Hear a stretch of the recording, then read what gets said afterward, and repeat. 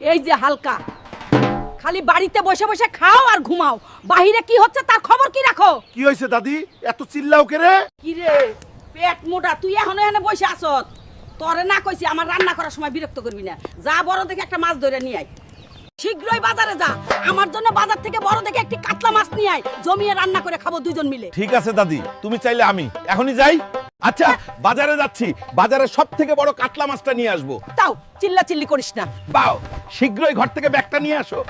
কি রে হালকা, তোর মন খারাপ কে? আর বইলো না চাচা, এই বুড়িটার জ্বালায় ঠিক মতো চারটা ভাতও খাইতে পারি না, কি যে জ্বালার ভিতরে আছি। ওহ, আর ভাল লাগে না। কি গো চাচা মিয়া? বাজারে সব থেকে বড় কাতলা মাছটা আমাকে দাও। দাদি, আমার মাথা খাইয়ে ফেলতেছে, জলদি করো। ওহ রে, এত চিল্লাইস, দেখো আগে মাছটা। হালকা ভাই, তুমি যেই সাইজের কাতলা চাইতেছো সেটা পুরো বাজারে নাই। তুমি এক কাজ করো, শীঘ্রই সাগরে চলে যাও, সেখানে বড় কাতলা মাছ পাবা।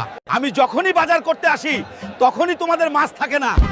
তোমরা কি মাছের ব্যবসায়ী নাকি বাজারে আসো ফাইজলামো করার জন্য? আমি যখনই বাজারে মাছ কেনার জন্য আসি তখনই দেখি দুই চারটা ছোট্ট মাছ নিয়ে বসে রয়েছে বাল ফালাবার জন্য। মাছের ব্যবসায়ী হইছে এক একজন। এই যে হালকা ভাই, আমাদের এলাকায় পুকুরে লটারি ছাড়ছে, যে সবচেয়ে বড় মাছ ধরতে পারবে তাকে পুরস্কৃত করা হবে। কি বলো চাচা? এত সাংঘাতিক কারবার? অবশ্য। আমি তো সিঙ্গেল, আমার মাছও দরকার আবার বউও দরকার। জলদি চলো, বড় মাছটা আমি ধরবো।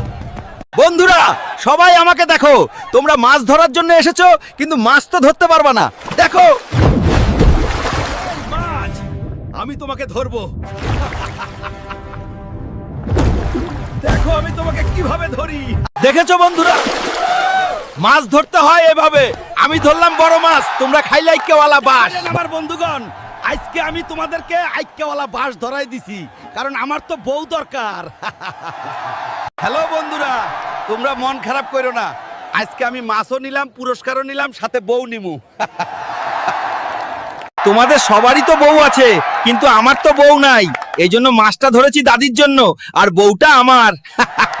বন্ধুরা এরপর কি হলো তা জানতে হলে চ্যানেলটি সাবস্ক্রাইব করে রাখ। দেখা হচ্ছে পরের পার্টে। সবাই ভালো থাকো, সুস্থ থাকো, আল্লাহ হাফেজ।